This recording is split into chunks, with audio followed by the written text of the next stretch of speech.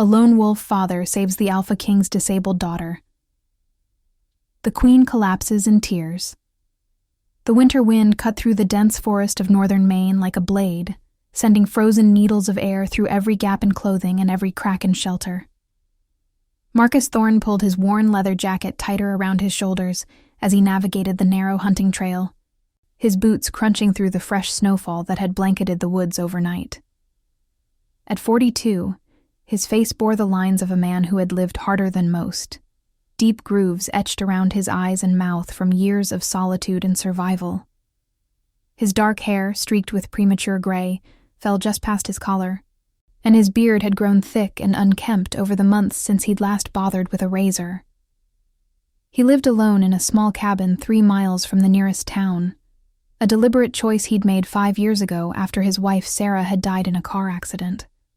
The grief had been too much to bear in the city, surrounded by memories and pitying looks from neighbors who didn't know what to say, so he'd packed what little mattered and moved to the wilderness, finding solace in the silence of the trees and the rhythm of nature.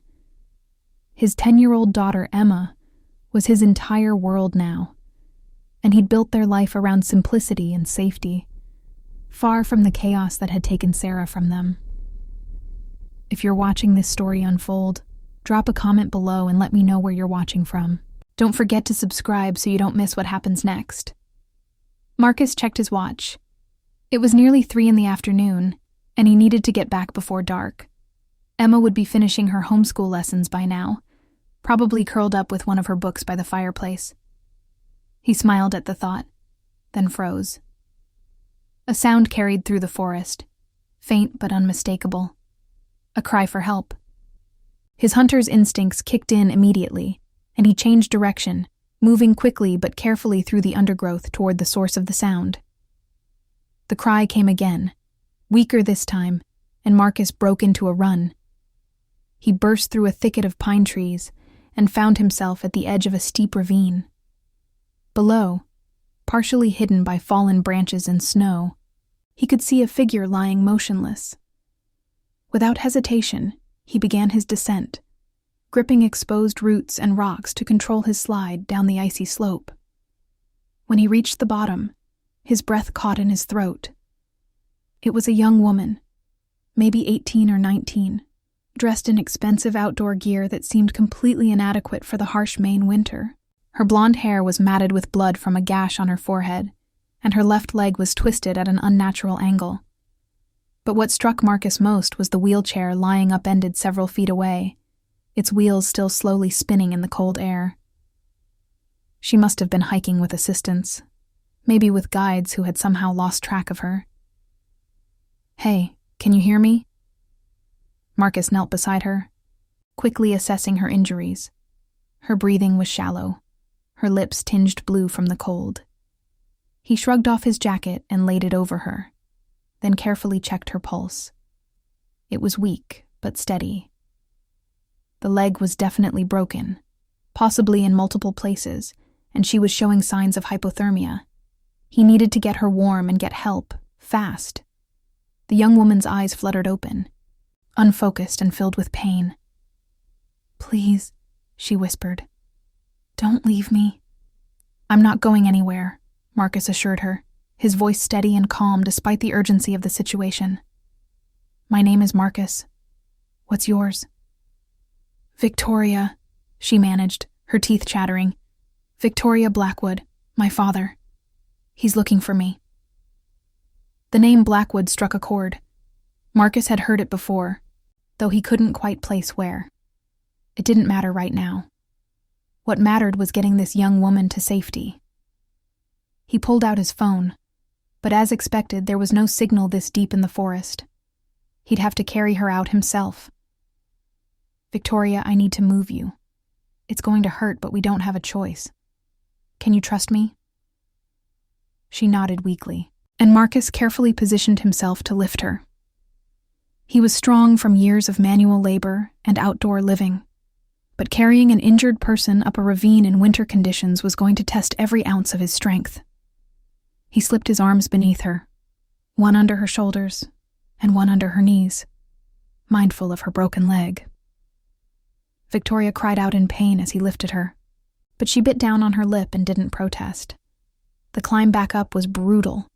Marcus had to stop every few feet to find new handholds, balancing Victoria's weight while preventing her injured leg from striking the rocks. Sweat poured down his face despite the freezing temperature, and his muscles screamed in protest. But he thought of Emma, and he thought of Sarah, and he kept climbing. 20 minutes later, he reached the top of the ravine and laid Victoria gently on a flat patch of ground. "Stay with me, Victoria," he said, checking her pulse again. It was getting weaker. He needed to move faster. He retrieved the emergency blanket from his hunting pack and wrapped it around her, then lifted her again and began the long trek back to his cabin. The trail was treacherous with ice, and more than once he nearly lost his footing, but he pressed on, driven by a determination he hadn't felt in years. By the time Marcus's cabin came into view, his arms were numb and his legs felt like they might give out at any moment. Emma was standing on the porch, her dark curls bouncing as she jumped up in alarm at the sight of her father carrying an unconscious stranger. "Dad, what happened?" "Em, I need you to be brave right now. Go inside and get the first aid kit. Then call 911 on the landline. Tell them we have a young woman with a broken leg and hypothermia who needs immediate medical evacuation." Emma didn't hesitate. She was mature beyond her years, hardened by the loss of her mother and the isolated life they'd chosen. She ran inside while Marcus carried Victoria through the door and laid her on the couch near the fireplace. He quickly built up the fire, then began carefully removing her wet outer layers, replacing them with dry blankets. Emma returned with the first aid kit and handed him the phone. "They're sending a helicopter," she reported, her voice steady despite her wide eyes. "They said it'll take about 30 minutes to get here." Marcus nodded and began treating Victoria's head wound, cleaning it with antiseptic and applying pressure to stop the bleeding. Her color was improving slightly from the warmth of the fire, but she remained unconscious. He splinted her leg as best he could with the materials he had, trying to minimize any further damage. Emma stood beside him, ready to hand him whatever he needed, and he felt a surge of pride at her composure. "Is she going to be okay?" Emma asked quietly. "I think so, sweetheart. We got to her in time." Marcus brushed Victoria's hair back from her face, noting the fine features and the expensive jewelry she wore. Whoever she was, she came from money. A lot of it. The helicopter arrived exactly when promised, landing in the clearing beside the cabin with a roar of rotors that shook the windows. Paramedics rushed in with a stretcher and medical equipment, quickly taking over Victoria's care. Marcus gave them a detailed account of her injuries and his treatment, and they nodded approvingly at his quick thinking. As they were loading Victoria onto the stretcher, her eyes opened briefly, and she reached out weakly toward Marcus. "Thank you," she mouthed, too weak to speak aloud. One of the paramedics turned to Marcus. "You saved her life. Another hour out there, and she would have died from hypothermia. Her father is Richard Blackwood, the industrialist. He's been searching for her since yesterday morning. You're going to have a very grateful man on your hands." Richard Blackwood. Now Marcus remembered. He was one of the wealthiest men in America, with business interests spanning from manufacturing to real estate. He'd seen his face on the news before, usually in connection with some massive business deal or charitable donation. And Marcus had just saved his daughter's life. The helicopter lifted off into the darkening sky, and Marcus and Emma stood on the porch, watching it disappear over the trees. Emma slipped her small hand into his, and he squeezed it gently. "You did good today, Em. Real good." "You did good too, Dad," she replied, leaning against his side. Mom would be proud. That night, after Emma had gone to bed, Marcus sat by the fire thinking about the strange turn his day had taken. He'd spent 5 years avoiding the world, building walls around himself and his daughter, protecting them from the pain of loss and the complications of human connection. But today, he'd been reminded that sometimes the world comes to you whether you're ready or not. He thought about Victoria's frightened eyes and her whispered plea not to be left alone. He understood that fear, the terror of abandonment in your darkest moment. He'd felt it himself when Sarah died. The next morning brought an unexpected visitor. A sleek black SUV pulled up to the cabin, so out of place in the rustic setting that it might as well have been a spaceship.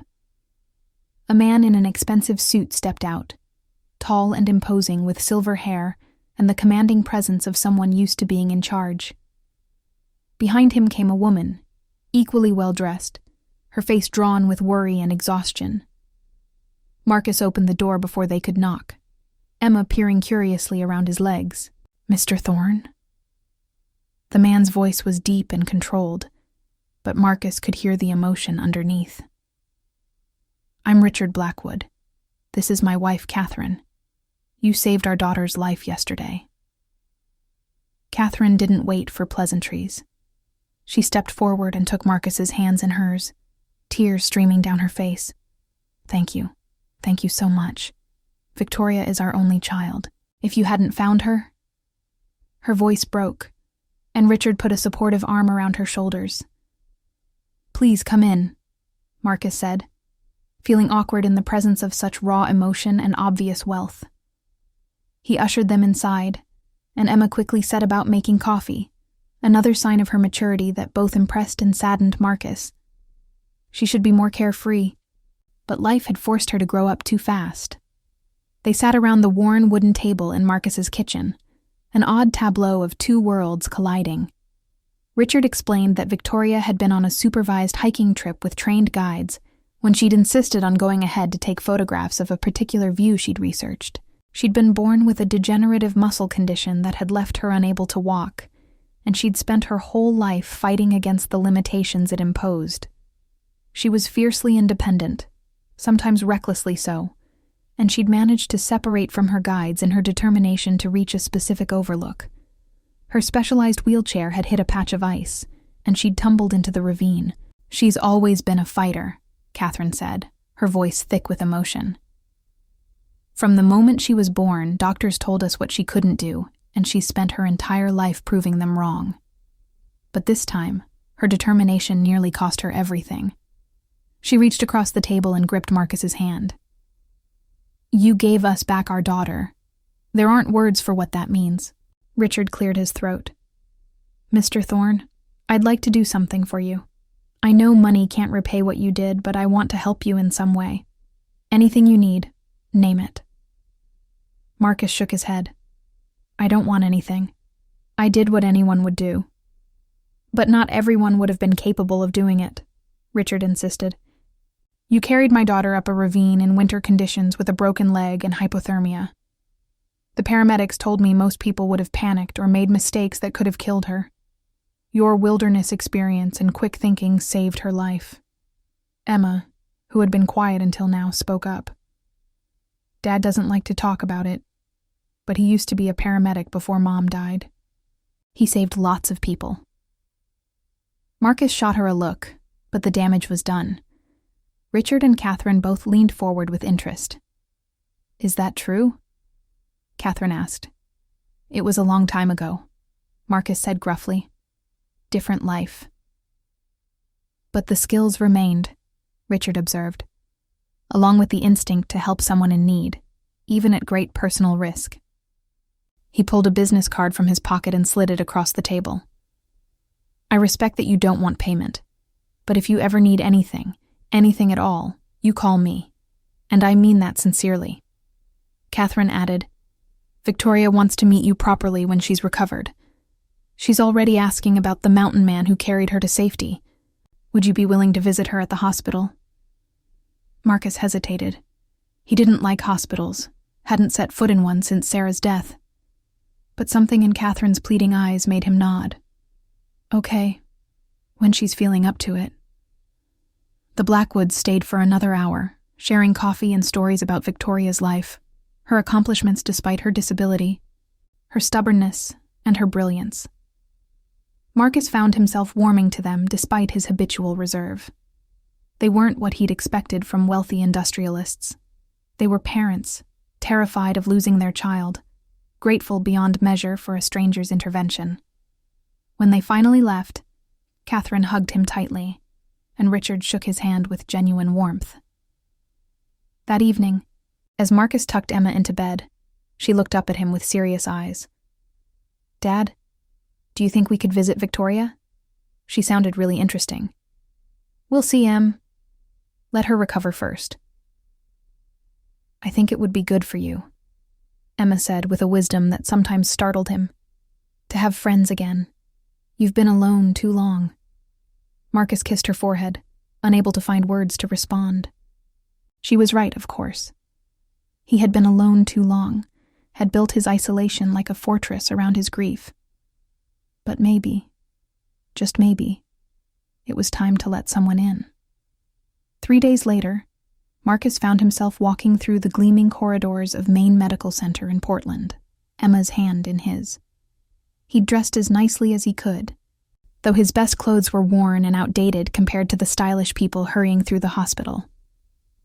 A nurse directed them to Victoria's room on the 4th floor, and as they approached, Marcus could hear laughter coming from inside. He knocked, and Catherine's voice called out, "Come in." Victoria was sitting up in bed, her leg in a cast that was already covered with signatures and doodles. Her blonde hair was clean and brushed, the gash on her forehead reduced to a neat line of stitches. But what struck Marcus most was her smile, bright and genuine, transforming her face from merely pretty to genuinely beautiful. Her blue eyes lit up when she saw him. "You're real!" she exclaimed. "I was starting to think I'd dreamed you, like some guardian angel sent by the forest." Marcus felt his face heat with embarrassment. "Just a guy who happened to be in the right place." "The right place with the right skills and the right heart," Victoria corrected. She gestured to the chair beside her bed. "Please, sit. I want to hear everything. The doctors and my parents have told me what happened, but I want to hear it from you." Emma had been hanging back shyly, but Victoria noticed her immediately. "And who is this?" "My daughter, Emma," Marcus said, pride evident in his voice. "Emma, I heard you were the one who called 911 and helped your dad save me. You're a hero, too." Victoria extended her hand, and Emma shook it solemnly. "How old are you?" 10, Emma replied. "Almost 11. That's a good age. I was 10 when I decided I was going to prove all the doctors wrong about what I could do." Victoria's expression grew thoughtful. "Your dad told me you're homeschooled. Do you like it?" Emma nodded enthusiastically, and suddenly she wasn't shy anymore. She started talking about her lessons, her books, the wildlife she observed around the cabin. Victoria listened with genuine interest, asking questions and sharing stories of her own childhood. Marcus watched them interact, marveling at Victoria's ability to put Emma at ease. Despite coming from completely different worlds, they connected instantly. Richard and Catherine arrived with coffee and pastries from a nearby bakery, and the small hospital room became surprisingly cozy. They talked for over an hour, the conversation flowing naturally from topic to topic. Victoria was studying environmental science at the University of Maine, planning to focus her career on conservation efforts. She had a sharp mind and a dry wit that frequently made Marcus laugh, something he hadn't done much of in recent years. "So tell me," Victoria said, fixing Marcus with a direct look. "What does a former paramedic do living alone in the woods?" "I hunt, I fish, I do carpentry work for people in town," Marcus replied. "I keep my daughter safe and educated. It's a simple life, but it works for us." "Is it enough?" Victoria asked softly. "I'm not judging. I'm genuinely curious. You had a career saving lives, and now you're hiding from the world. Why?" The directness of the question should have offended him, but somehow it didn't. Maybe it was the honest curiosity in her eyes, or the fact that she was young enough to ask uncomfortable questions without subterfuge. "My wife died 5 years ago," he said simply. "I couldn't stay in the city where everything reminded me of her. The woods gave me peace." Victoria nodded slowly. I understand that. When I was 14, I went through a period where I wanted to give up, where the limitations of my body seemed like too much to bear. I isolated myself, pushed everyone away. It took my parents months to reach me again. She glanced at Richard and Catherine, who were listening quietly. But isolation can become its own prison. I learned that the hard way. Is that why you were out hiking alone when you fell? Marcus asked. Partly, Victoria admitted. I wanted to prove I could do it, that my wheelchair wouldn't limit me. I'd researched this trail for months, mapped out every detail. But I got impatient, didn't want to wait for my guides to catch up. Pride, basically. She laughed ruefully. Nearly got me killed. But it didn't, Emma piped up, because Dad found you. That he did, Victoria agreed, her eyes meeting Marcus's. I've been thinking about that a lot. What the odds were of you being in exactly that spot at exactly that time. If you'd been even a few minutes different. If you'd chosen a different trail. I keep thinking about fate and coincidence and second chances. Richard cleared his throat. Speaking of second chances, Victoria, why don't you tell Marcus about your idea? Victoria's face lit up with excitement. Okay, so this might sound crazy, but hear me out. I'm doing my thesis on wilderness survival and adaptation, focusing on how people with disabilities can safely experience outdoor environments. You have exactly the kind of expertise I need, plus you understand the Maine wilderness better than anyone I've met. What if you helped me with my research? I could pay you as a consultant, and you'd be contributing to something that could help a lot of people. Marcus blinked, caught off guard by the proposal. I don't know anything about academic research, but you know about survival, about adapting to difficult conditions, about staying calm in emergencies. That's the practical knowledge I need to complement the theoretical framework. Victoria leaned forward eagerly, and Marcus could see the same determination that had driven her to attempt that hike. Plus, honestly, I owe you my life. Working together would give me a chance to get to know the man who saved me, instead of just thanking him and saying goodbye. Marcus looked at Emma, who was nodding encouragingly. He looked at Richard and Catherine, who were smiling with approval. He looked back at Victoria, at her bright eyes and hopeful expression, and felt something shift inside him. Maybe Emma was right. Maybe he had been alone too long. Okay, he heard himself say. I'll help with your research. Victoria's whoop of joy was so loud that a nurse poked her head in to make sure everything was all right. Richard laughed and shook Marcus's hand, and Catherine hugged Emma with tears in her eyes. Plans were immediately made for Victoria's recovery period and the timeline for the research project. She would need months of physical therapy before she could return to field work. But in the meantime, Marcus could help her develop the theoretical framework and safety protocols. As they were leaving, Victoria called out, Marcus, thank you. Not just for saving my life, but for saying yes. I have a feeling this is the beginning of something important. Marcus didn't respond, just raised his hand in acknowledgement. But as he and Emma walked back to his truck, he found himself thinking about her words, the beginning of something important. He'd spent 5 years living in the past, holding on to grief like a lifeline. Maybe it was time to look forward again. The weeks that followed fell into a comfortable routine. Marcus would drive to Portland twice a week to meet with Victoria at her parents' home, where she was recovering in a state-of-the-art physical therapy setup. They would spend hours discussing wilderness survival techniques, adaptive equipment design, and safety protocols for people with mobility limitations. Victoria was a brilliant student, quick to grasp concepts and creative in finding solutions to problems. She challenged Marcus to think beyond his assumptions, to see the wilderness through the eyes of someone who experienced it differently. Emma often came along to these meetings, and she and Victoria developed a close friendship. Victoria would help Emma with her school assignments, particularly in science and literature, subjects where her university education gave her expertise Marcus lacked. In return, Emma would read to Victoria during her painful physical therapy sessions, distracting her with stories and companionship. Catherine often commented on how good Victoria seemed, how the project had given her a renewed sense of purpose after the trauma of the accident. One afternoon in early March, as Marcus was explaining how to identify edible plants in winter conditions, Victoria suddenly interrupted. "Can I ask you something personal?" Marcus had grown comfortable enough with her by now, not to immediately throw up walls. "Shoot. Tell me about your wife, about Sarah."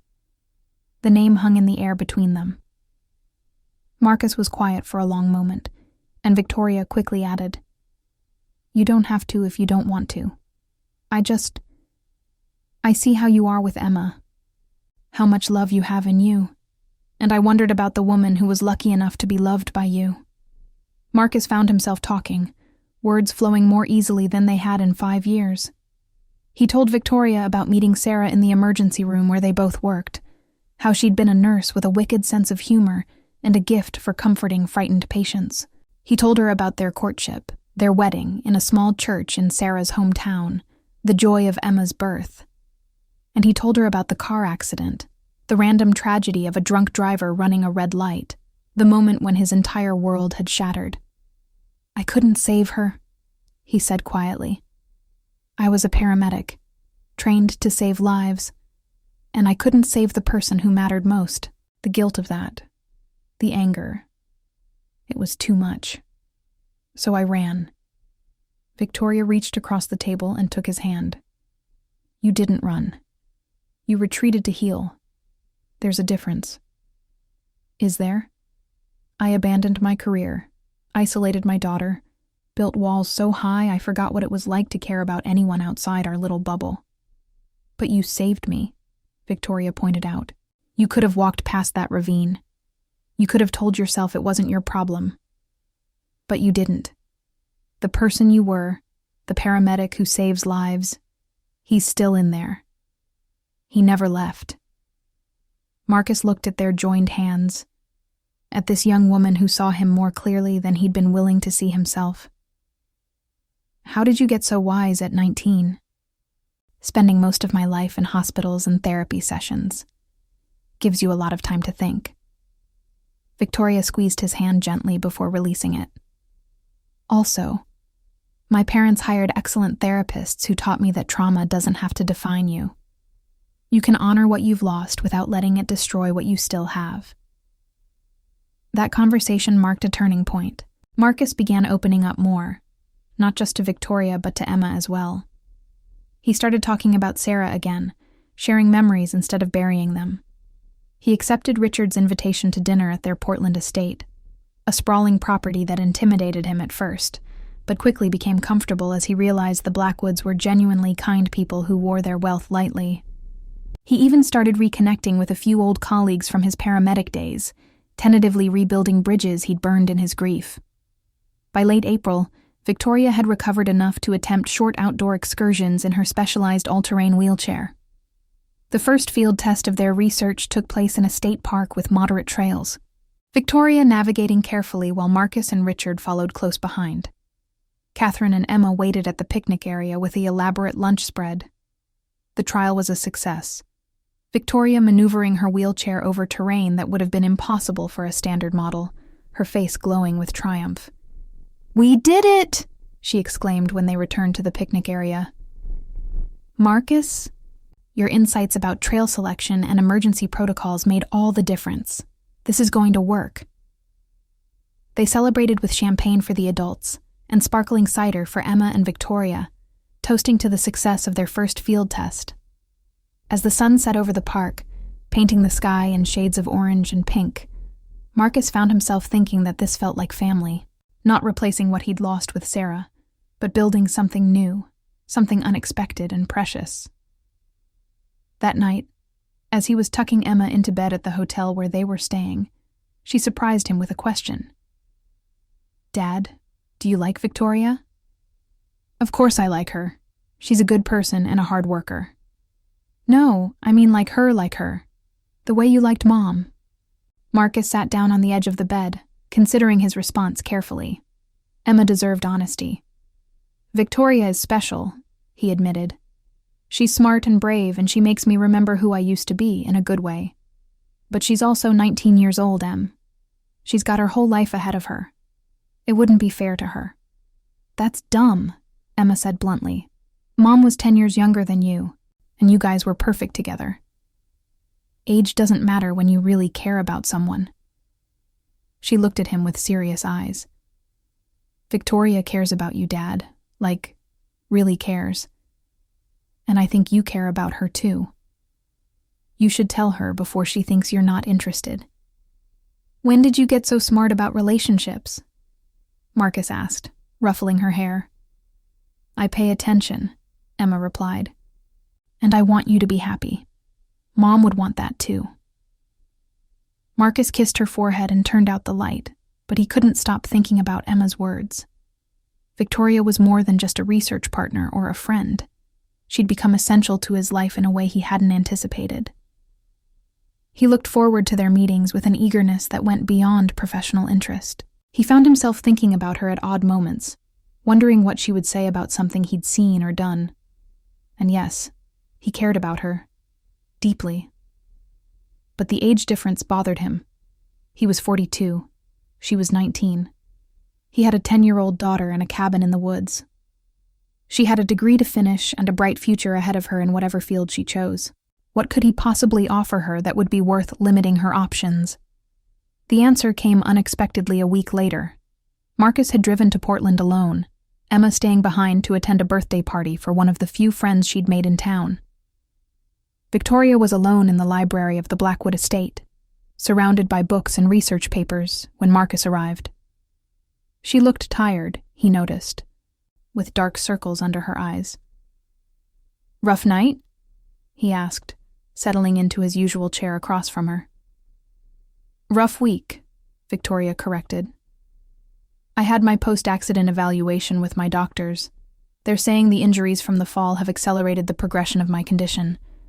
I'm losing strength faster than they expected. She tried to smile, but it didn't reach her eyes. Looks like my time for field research might be more limited than I hoped. Marcus felt his heart clench. How limited? A few years, maybe less, before I need more support than an adaptive wheelchair can provide. They're talking about eventually needing full-time care. Victoria's voice was steady, but Marcus could see the fear underneath. I've always known this was coming eventually, but I thought I had more time. Without thinking, Marcus moved to sit beside her on the couch, putting his arm around her shoulders. She leaned into him, and he felt her body shaking with suppressed tears. I'm scared, she whispered. I'm so scared of losing my independence, of becoming a burden, of watching my body betray me piece by piece. You could never be a burden, Marcus said firmly. And you've proven time and again that you're stronger than any limitation. This doesn't change who you are, Victoria. She pulled back to look at him, her eyes wet with tears. How do you always know the right thing to say? I don't. I just say what's true. Marcus reached up to wipe away a tear from her cheek, and suddenly they were very close. Close enough that he could count her eyelashes, close enough to see the flecks of gold in her blue eyes. Victoria. She kissed him. It was soft and tentative, a question as much as a statement. Marcus froze for a split second, his mind racing through all the reasons this was complicated and potentially problematic. Then he stopped thinking and kissed her back, one hand coming up to cup her face, the other pulling her closer. She made a small sound of happiness and deepened the kiss, her arms wrapping around his neck. When they finally broke apart, both breathing hard, Victoria smiled. I've wanted to do that for weeks. Victoria, I'm 23 years older than you. I have a daughter almost half your age. I live in a cabin with no running water. This is crazy. So? Victoria challenged. I've spent my entire life being told what I can't do, what isn't practical, what doesn't make sense. I'm not going to let that stop me from being with someone who makes me feel alive. She took his hands in hers. Marcus, I don't know how much time I have before my body fails me completely. What I do know is that I want to spend that time with someone who sees me as more than my disability, who challenges me, who saved my life in more ways than one. I want to spend it with you. I don't want to take advantage of you, Marcus said quietly. You're vulnerable right now, scared about your prognosis. I don't want to be a mistake you regret when things get better. Things aren't getting better, Victoria said bluntly. That's the point. My condition is degenerative, Marcus. It only goes one direction. But that doesn't mean I'm incapable of making decisions about my own life. I'm an adult, not some child who needs protecting. Her voice softened. I understand if you don't feel the same way. But don't reject me because you think you're protecting me. That's the one thing I can't forgive. Marcus looked at her, really looked at her, and saw not a young woman he'd rescued but an equal. Someone who had rescued him just as surely as he'd rescued her. She'd pulled him out of his isolation, reminded him that life could hold joy and purpose. She'd befriended his daughter and earned his respect. And yes, he cared about her. More than cared. I do feel the same way, he admitted. I tried not to. Told myself all the reasons it was wrong. But I can't stop thinking about you, Victoria. You've become the best part of my days. Victoria's smile was radiant. Then stop overthinking and just be with me. Whatever time we have, let's make it count. They talked for hours that afternoon, addressing all the practical complications honestly. They discussed how Emma would react, how Richard and Catherine might feel about their daughter dating an older man with limited means, how the public might perceive their relationship given the dramatic story of how they'd met. Victoria was adamant that she didn't care what anyone else thought, but Marcus insisted they handle this carefully and respectfully. When Richard and Catherine returned home that evening, Marcus asked to speak with them privately. His heart was pounding as he sat across from them in Richard's study, two of the wealthiest and most influential people in Maine, preparing to tell them he wanted to date their teenage daughter. He expected anger, or at least concern. What he got was Catherine's knowing smile. "Finally," she said. "I was wondering how long it would take you two to figure it out." Marcus blinked in surprise. "You knew?" "Of course we knew," Richard said, though his tone was more reserved than his wife's. "We've watched you two together for months now. The connection was obvious." He leaned forward, his expression serious. "But I need to hear from you, Marcus. What are your intentions toward my daughter? To be honest with her, to support her, to make her happy for whatever time we have together." Marcus met Richard's eyes directly. "I know the age difference is significant. I know I'm not what you would have chosen for her. But I love her, and I'll spend every day proving I'm worthy of her trust." Catherine's eyes filled with tears.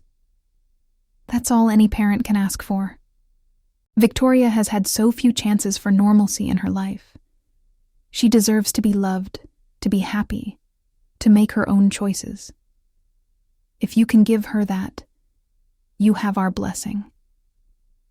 Richard was quiet for a long moment, then nodded slowly.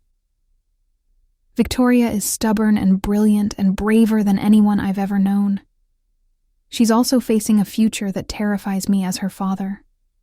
I can't protect her from her disease, can't fix it no matter how much money I throw at it, but I can make sure she's surrounded by people who genuinely care about her." He extended his hand to Marcus. "Take care of my daughter." Marcus shook his hand, relief flooding through him. "I will, I promise." The next few months were a whirlwind of new experiences. Marcus and Victoria officially began dating, though they kept it low-key, focusing on building their relationship away from public scrutiny. Emma was thrilled, immediately accepting Victoria as part of their family. The three of them would spend weekends at the cabin, Victoria adapting to the rustic lifestyle with surprising enthusiasm. She learned to help with cooking over the wood stove, to identify animal tracks, to appreciate the profound silence of the forest at night. Their research project progressed beautifully, culminating in a comprehensive paper on wilderness accessibility that was accepted for publication in a major environmental journal. Victoria presented their findings at a conference in Boston, with Marcus in the audience watching proudly. The work they'd done together had real potential to improve outdoor access for people with disabilities, a legacy that would outlast both of them. But as summer turned to fall, Victoria's condition continued to worsen. She was losing strength in her arms, making it harder to operate her wheelchair independently.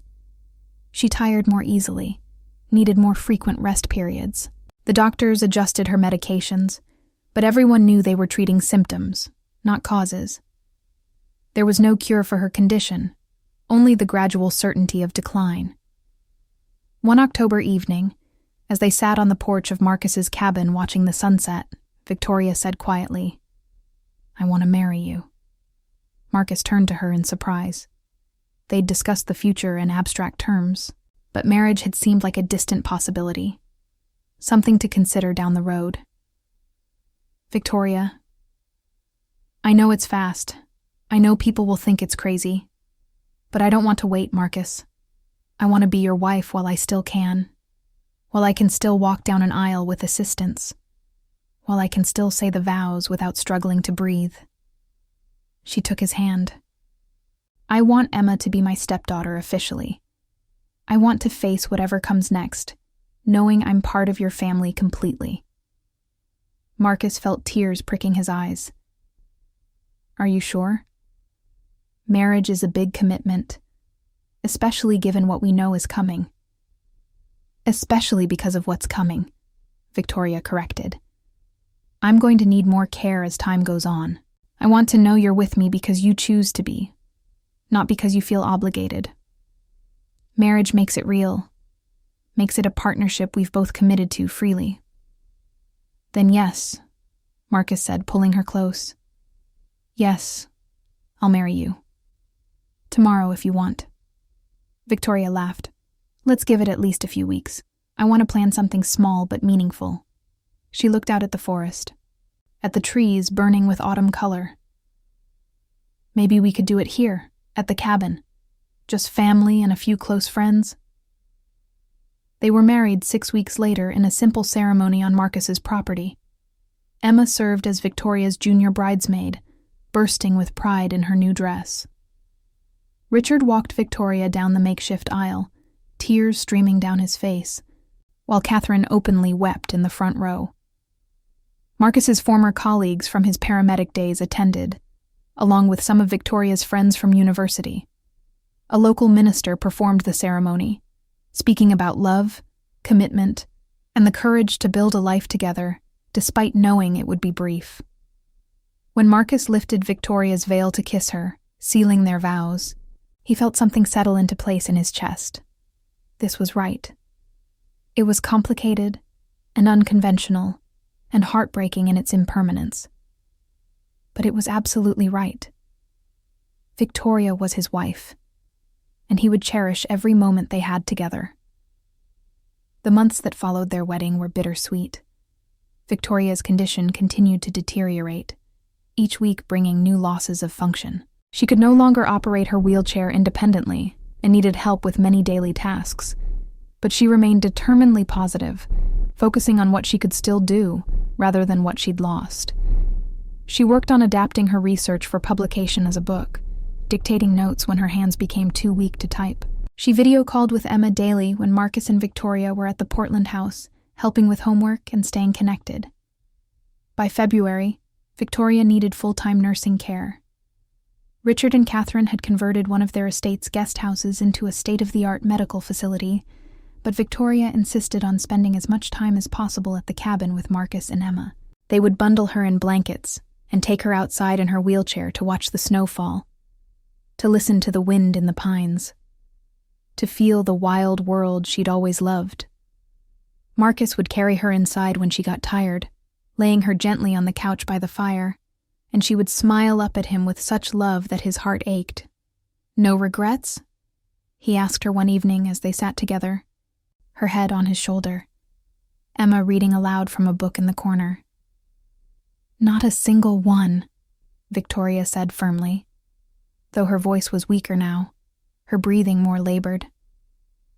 "These months with you and Emma have been the happiest of my life. I got to love and be loved. I got to make a difference with our research. I got to prove that my disability didn't stop me from living fully." She paused to catch her breath. "That's more than most people get, Marcus. I'm grateful for every moment." In early March, Victoria was hospitalized with pneumonia. The doctors were frank. Her weakened respiratory system couldn't fight it off effectively. They could make her comfortable, but recovery was unlikely. Marcus and Emma moved into the hospital room with her, Richard and Catherine joining them in their vigil. For 3 days, they took turns holding her hand, reading to her, telling stories and sharing memories. On the 3rd night, Victoria's breathing became more labored. The nurse increased her oxygen and pain medication, making sure she was comfortable. Marcus sat beside her bed, holding her hand, while Emma curled up in a chair nearby, and Catherine and Richard stood together at the foot of the bed. The room was quiet, except for the soft beeping of monitors and Victoria's ragged breaths. "Marcus," Victoria whispered, and he leaned in close to hear her. "Thank you for saving me, not just from the ravine, from loneliness, from thinking I couldn't be loved like this." "You saved me too," Marcus told her, tears streaming down his face. "You gave me back my life, my purpose. You taught me it's okay to love again, to be happy again." Victoria smiled weakly. "Take care of Emma. She's going to do amazing things. I will, I promise. And take care of yourself. Don't hide away again. The world needs people like you." Her eyes drifted closed, then opened again with effort. "I love you, Marcus Thorne." "I love you too, Victoria Thorne." She squeezed his hand one final time, then her grip relaxed. Her breathing slowed, then stopped. The monitor's steady beep became a long, continuous tone, and Marcus knew she was gone. Catherine's sob broke the silence, and Richard pulled her close as they both wept. Emma climbed into Marcus's lap, and he held his daughter tight while they both cried for the remarkable woman who had changed their lives. The funeral was held at the cathedral in Portland, packed with people whose lives Victoria had touched. Her university colleagues spoke about her brilliance and determination. Her physical therapists talked about her positive attitude and fierce will. Marcus spoke last, his voice breaking as he described how Victoria had pulled him back into the world, how she'd taught him that love was worth the risk of loss, how her courage in the face of her disease had inspired everyone who knew her. She lived more fully in 19 years than most people do in 90, Marcus concluded. She refused to let her limitations define her, refused to accept anyone else's judgment of what she could or couldn't do, and in saving her life, she saved mine. I will carry her with me always. Catherine was helped from the cathedral by Richard, her grief overwhelming. She had held herself together throughout the planning and the service, but now she collapsed, sobbing uncontrollably for her lost daughter. Marcus and Emma stood with them as the pallbearers carried Victoria's casket out, and he felt the weight of shared loss binding them together. In the weeks after the funeral, Marcus struggled to find his footing. The cabin felt empty without Victoria's presence, without her voice and laughter filling the spaces between the trees. He caught himself starting to tell her something he'd seen, only to remember she was gone. Emma grieved too, but with the resilience of children, and she helped pull Marcus through his darkest moments by simply needing him to keep functioning, keep parenting, keep living. Richard and Catherine became a constant presence in their lives. The shared loss had created a bond deeper than friendship, something more like family.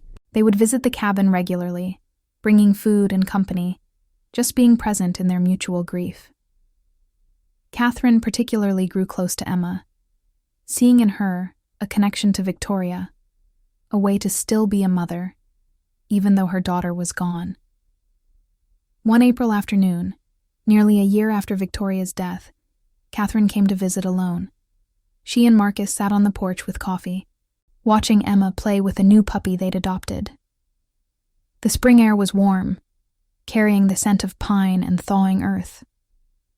"I need to thank you," Catherine said suddenly, "for giving Victoria that final year.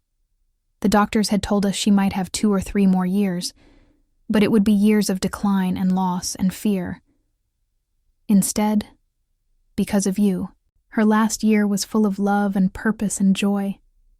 She got to be a wife, a stepmother, a partner in meaningful work. She got to experience being loved for who she was, not pitied for what she couldn't do." Catherine's voice broke. "As a mother, that's all I ever wanted for her. You gave her that gift." Marcus couldn't speak past the lump in his throat, so he just took Catherine's hand and held it. They sat in comfortable silence, 2 people bound by love for the same remarkable young woman, helping each other carry the weight of her absence. "Richard and I have been talking," Catherine continued, "about Victoria's legacy and how we want to honor her memory. We've decided to establish a foundation that provides adaptive equipment and wilderness access programs for people with disabilities, based on the research you and Victoria did together. We'd like you to be involved, to help direct the programs and ensure they reflect Victoria's vision." Marcus looked at her in surprise. "I don't know anything about running a foundation, but you know about the work that needs to be done. You know what Victoria cared about. That's what matters." Catherine squeezed his hand. "Please, Marcus. Let us do this. Let Victoria's life mean something beyond just the tragedy of how short it was." And so Marcus found himself with a new purpose. The Victoria Blackwood Foundation launched that summer, with Marcus as the director of field programs. He traveled to different wilderness areas, training guides in adaptive equipment and inclusive practices. He spoke at conferences, consulted with equipment manufacturers, and mentored young people with disabilities who wanted to experience the outdoors. Emma often accompanied him on trips during her school breaks. Growing up in the world of accessibility advocacy, her stepmother had pioneered. The work was fulfilling in a way Marcus hadn't expected. Every person who was able to experience the wilderness because of adaptive equipment, every trail that was modified for wheelchair access, every guide who learned to work with disabled clients, each success was a tribute to Victoria, a way of keeping her vision alive. Richard and Catherine threw themselves into the foundation's work as well, using their wealth and influence to expand programs and reach more people. It became a family enterprise, binding them all together in shared purpose. 5 years after Victoria's death, on what would have been her 24th birthday, the foundation held a ceremony at the state park where Victoria had completed her first successful adaptive trail navigation. A permanent memorial was unveiled, a bronze statue of a young woman in a wheelchair, her face turned toward the forest, her expression determined and joyful. At the base, a plaque read, "Victoria Blackwood Thorne." She proved that limits are just challenges, waiting to be overcome. Marcus stood with Emma, now 15, and growing into a thoughtful, compassionate young woman, and with Richard and Catherine, aged by grief but still strong in their commitment to Victoria's memory. People whose lives had been changed by the Foundation's programs came to speak, sharing stories of adventures made possible by adaptive equipment and trained guides. There were tears, but also laughter, as they celebrated what Victoria had accomplished in her short life. That night, back at the cabin, Emma found Marcus standing on the porch, looking up at the stars. "You okay, Dad?" "Yeah, Em. Just thinking about Victoria and everything that's happened since I found her in that ravine." "Do you ever regret it? Loving her? Knowing she was going to die?" Marcus considered the question carefully. "No," he said finally. "Never. Loving Victoria taught me that life is too short to hide from pain or joy. She crammed more living into 19 years than most people manage in 80.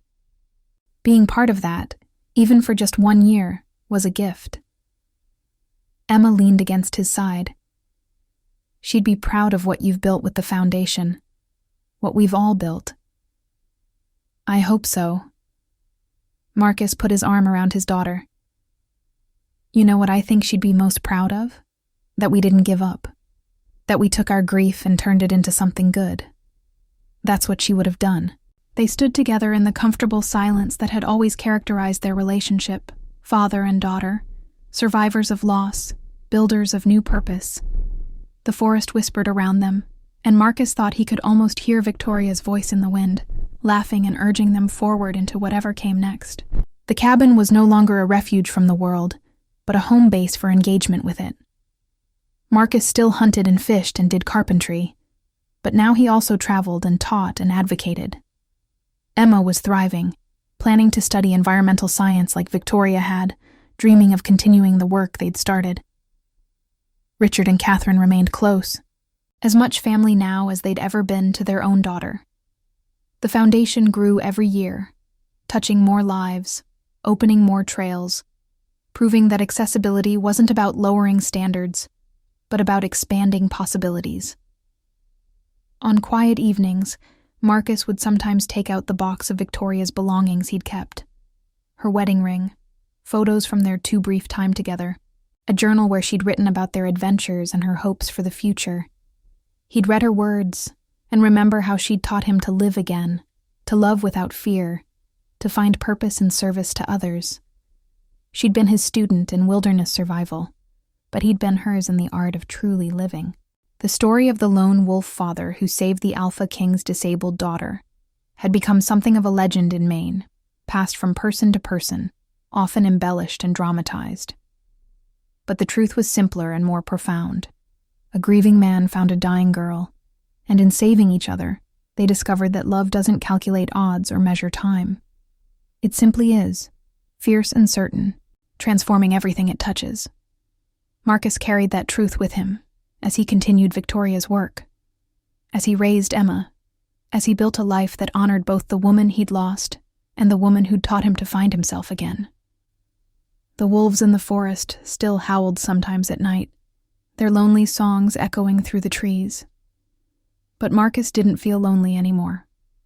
He was connected to the world, to people, to purpose. Victoria had seen to that in the brief, brilliant year they'd shared. And though grief still touched him in quiet moments, it was accompanied now by gratitude. Gratitude for the chance to love deeply, to be loved in return, to make a difference that would outlast his own life. That was Victoria's final gift. Not just the love she'd given him, but the understanding that love shared, even briefly, reverberates forever.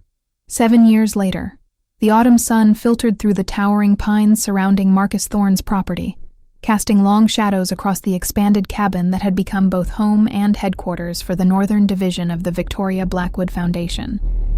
At 54, Marcus moved with the confident ease of a man who had found his purpose, his salt and pepper beard neatly trimmed, his weathered face marked by smile lines that hadn't been there a decade ago. He stood on the newly constructed deck, watching as a group of Foundation participants navigated the adaptive trail system he'd designed with Emma's help. Emma, now 22 and fresh from completing her master's degree in environmental science, supervised the group with the same patient expertise her father had once shown. She'd grown into a striking young woman, tall and lean from years of outdoor living, her dark curls pulled back in a practical braid. Her voice carried clearly across the clearing as she explained the proper use of the latest adaptive equipment that bore Victoria's name and had been refined through years of field testing and innovation. "Dad, the Seattle group is here," Emma called, waving toward the driveway where a van was pulling up. Marcus headed down to greet the new arrivals. A family from Washington State whose teenage daughter used a wheelchair and dreamed of experiencing the wilderness. It was a story he'd heard countless times over the years, and each time it reminded him why this work mattered.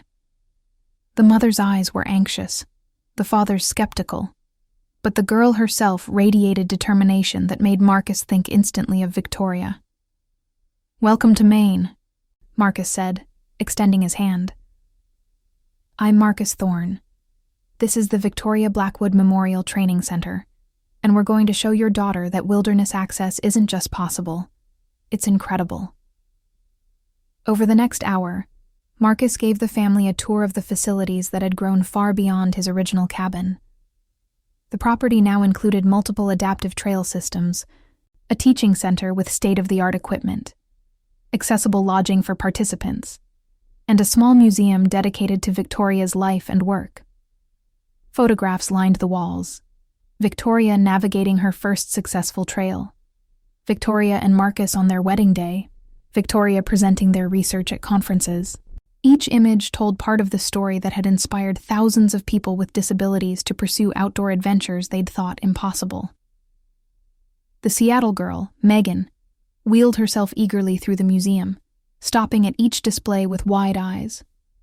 When she reached the photograph of Victoria at the ravine where Marcus had found her, taken months after her recovery, she turned to Marcus with tears streaming down her face.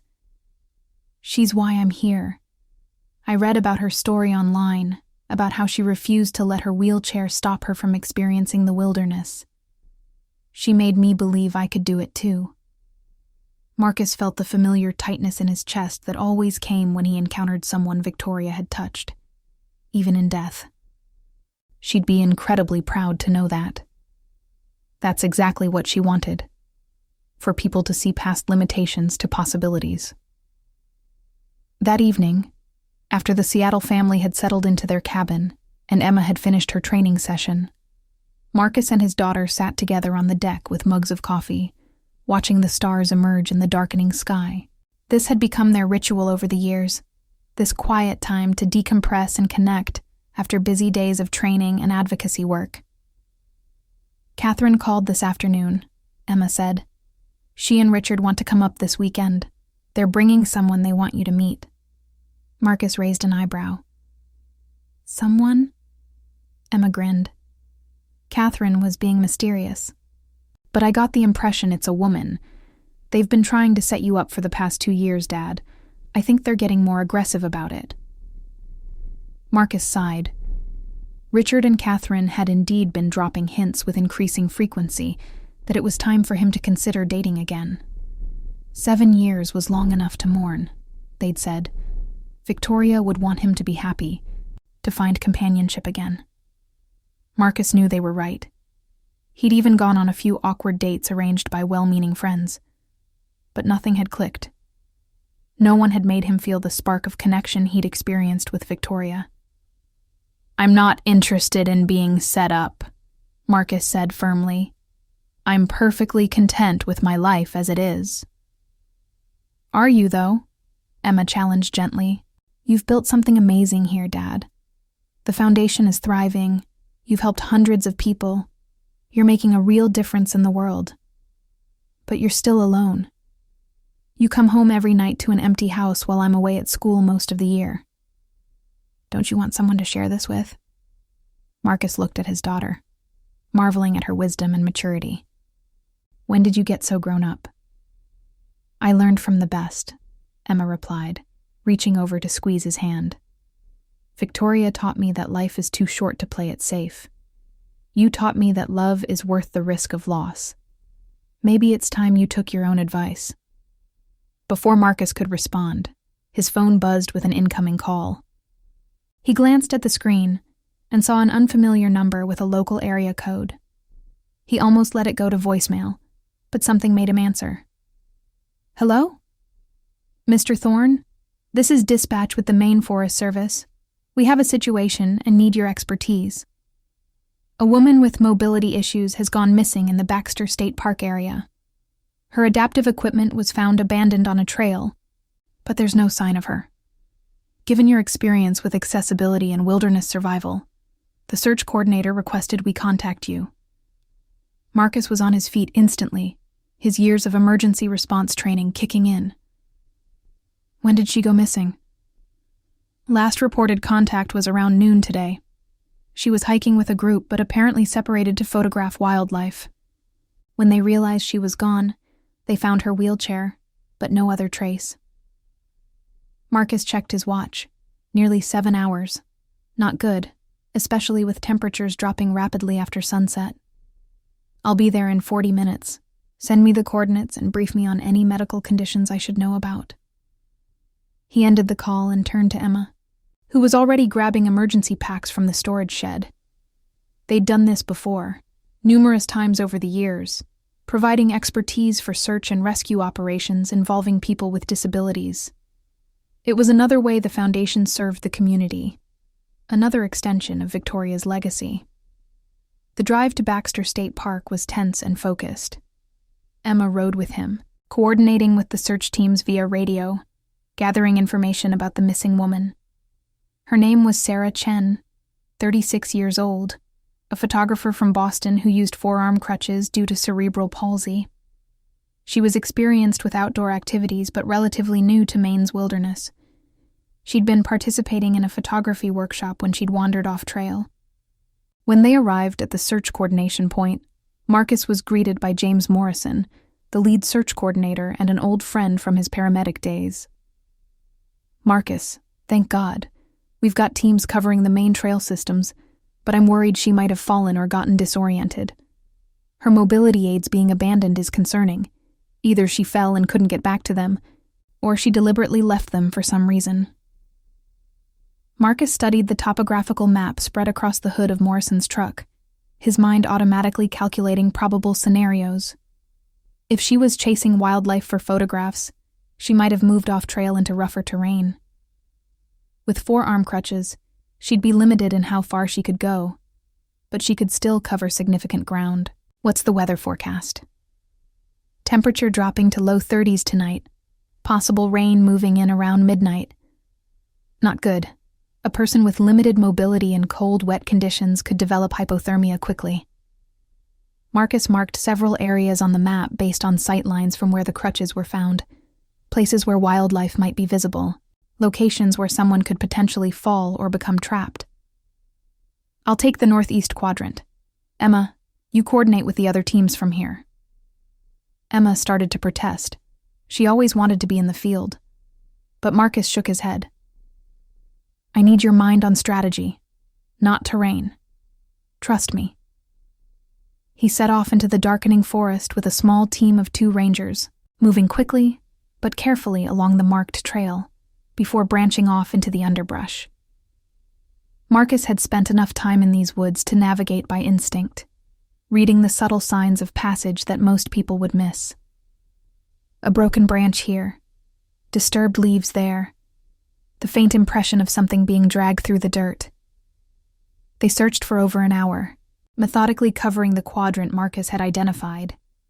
The temperature continued to drop, and Marcus could see his breath in the beam of his flashlight. He was starting to consider expanding the search radius when he heard it.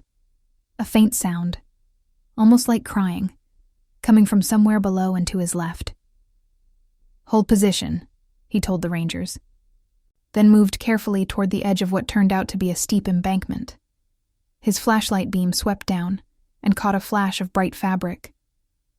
"Sarah? Sarah Chen, can you hear me?" A weak voice called back. "Help, I'm down here. I fell." Marcus assessed the situation quickly.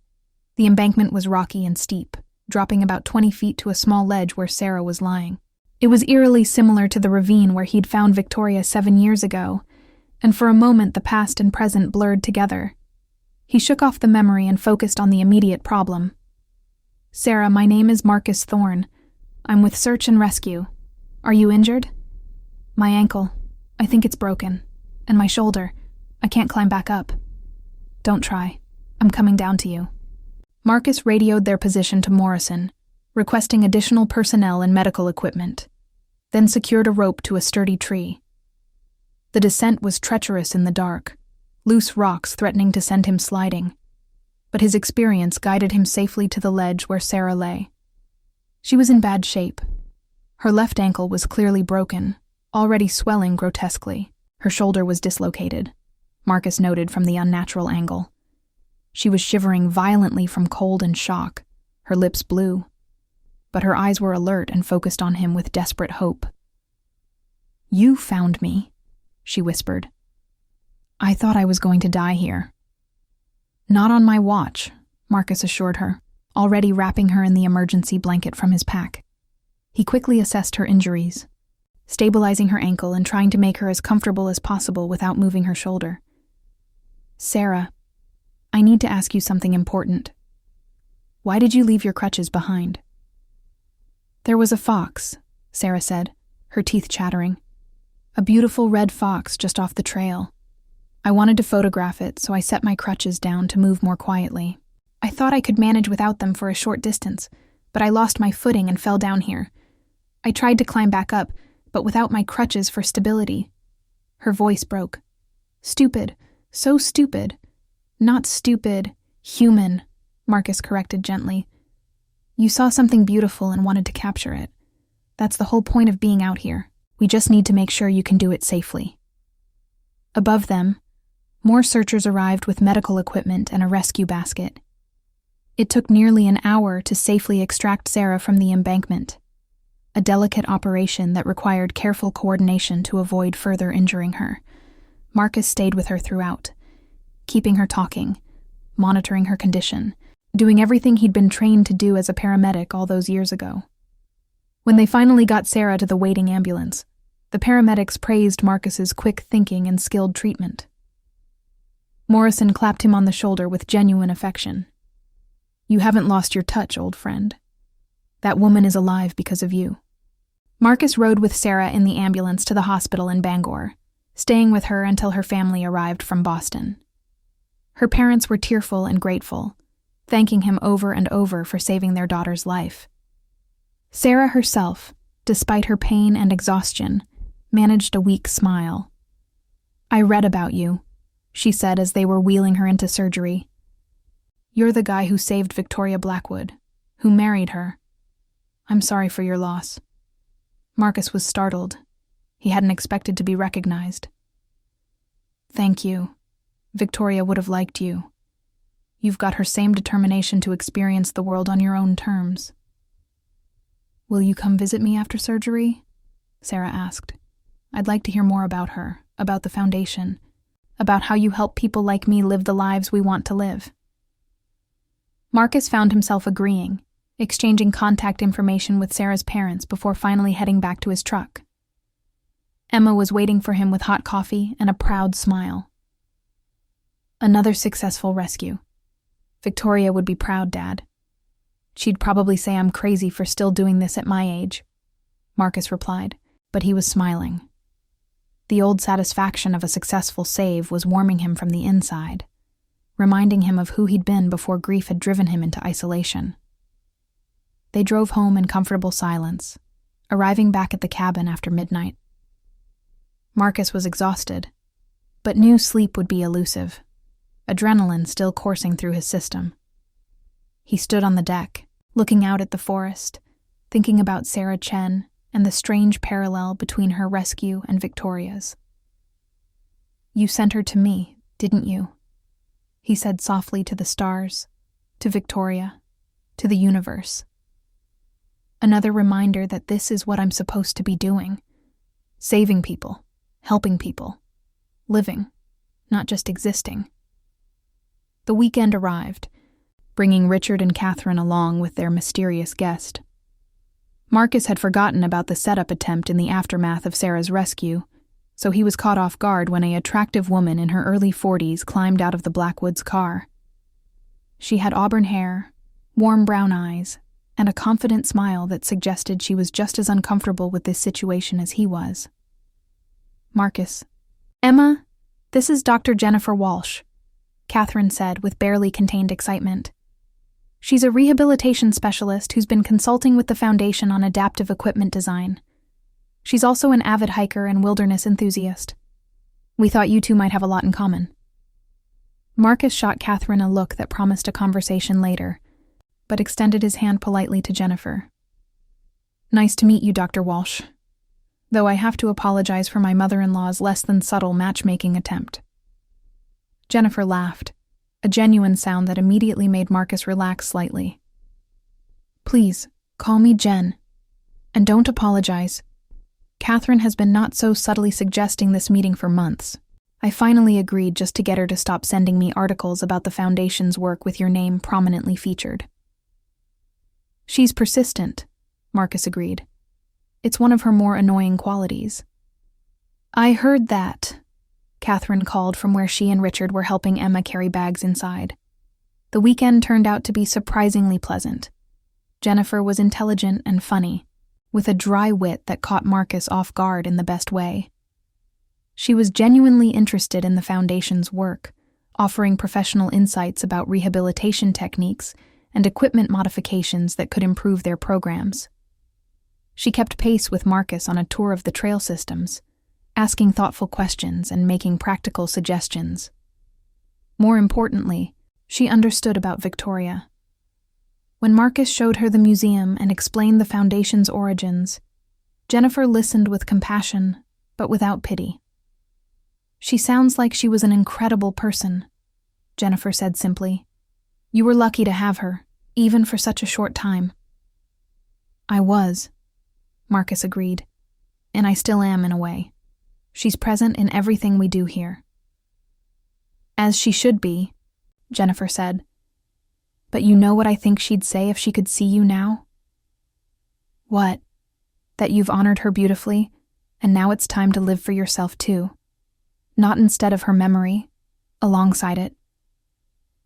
Jennifer met his eyes directly. "I'm not trying to replace anyone, Marcus. I'm not even sure this is a date, honestly. But I'd like to get to know you, if you're open to it. No pressure, no expectations. Just two people who might enjoy each other's company." Marcus found himself nodding. "I'd like that." Over the next several months, Marcus and Jennifer developed a friendship that gradually deepened into something more. She would visit the Foundation regularly, ostensibly for professional consultations, but increasingly just to spend time with Marcus. They'd hike the trails together, cook dinner in the cabin's kitchen, sit on the deck, talking until the stars came out. Emma approved wholeheartedly, relieved to see her father opening up to someone new. Jennifer never tried to erase Victoria's presence. She listened when Marcus wanted to talk about his late wife, asked questions about the Foundation's work that showed genuine respect for Victoria's vision. She understood that loving someone new didn't mean forgetting someone lost. And slowly, cautiously, Marcus found himself falling in love again. It was different from what he'd felt for Victoria. Gentler, less intense, built on shared experiences and mutual respect rather than the desperate urgency of Victoria's limited time. But it was real, and it was good. And when Jennifer suggested they make their relationship official, Marcus found himself saying yes, without hesitation. The day they told Richard and Catherine burst into tears. Happy ones this time. "Oh, Marcus, I'm so glad. You deserve to be happy. You've given so much to preserve Victoria's memory. Now it's time to build new memories, too." Richard, always more reserved, simply shook Marcus's hand firmly. "Victoria loved you enough to want you to keep living after she was gone. I think she'd approve of Jennifer." "I know we do." Sarah Chen, who had made a full recovery from her injuries and had become a regular volunteer at the Foundation, summed it up best when Marcus told her about the relationship. "You saved Victoria, and she saved you. Then you saved me. And through the Foundation, you're saving countless others. Now someone gets to save you from your own isolation. That's how it's supposed to work, Marcus. Love multiplies. It doesn't divide." On a crisp October evening, 7 years and 1 month after Victoria's death, Marcus stood on the deck of his cabin with Jennifer beside him, watching as a new group of Foundation participants navigated the trails below. Emma was leading them, confident and capable, carrying forward the work that Victoria had started and Marcus had sustained. Richard and Catherine were visiting, as they did regularly, maintaining their connection to the family that had formed around their daughter's brief life. "Do you ever wonder what Victoria would think of all this?" Jennifer asked softly, gesturing to the expanded facility, the thriving programs, the lives being changed. "Every day," Marcus admitted, "but I think I know. She'd say we're doing exactly what she hoped, proving that limits are just challenges waiting to be overcome." He paused, then added, "And she'd probably tell me I was an idiot for waiting so long to let myself be happy again." Jennifer laughed and leaned against his shoulder. "Smart woman." The smartest, Marcus agreed. He pulled out his phone and pulled up a photograph from his wedding to Victoria, showing it to Jennifer. I want you to know something. Loving you doesn't diminish what I felt for her. It's different, but it's just as real. You're not a replacement or a consolation prize. You're a new chapter, one I'm grateful to be writing. I know, Jennifer said simply. And for what it's worth, I think she'd approve.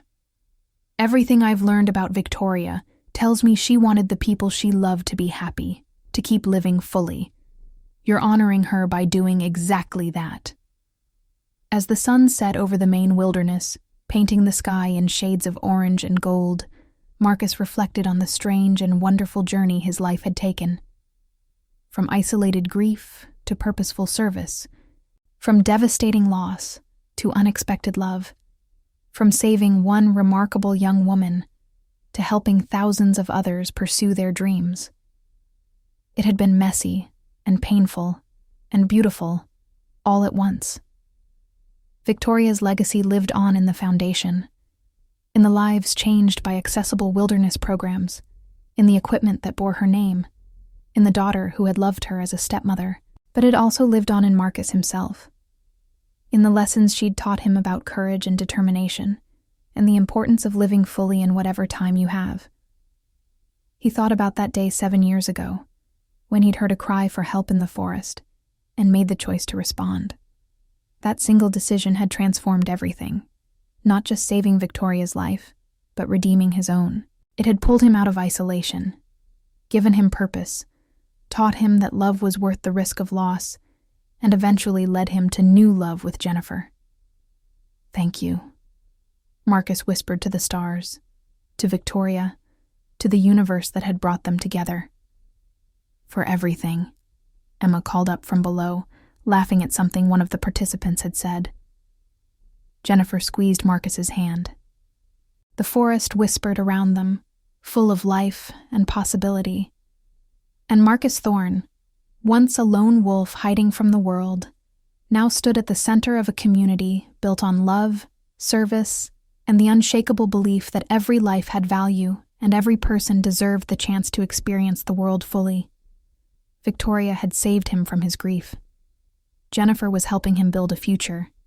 And together, through the foundation and the lives they touched, they were all proving that the best way to honor loss was through love, and the best way to overcome limits was through determination and support. The story that had begun with a desperate rescue in a winter ravine had become something much larger, a testament to resilience, love, and the transformative power of choosing to help others. Marcus had started as a lone wolf, but Victoria had taught him to run with a pack again. And in doing so, she'd given him back not just his life, but his purpose, his joy, and his future.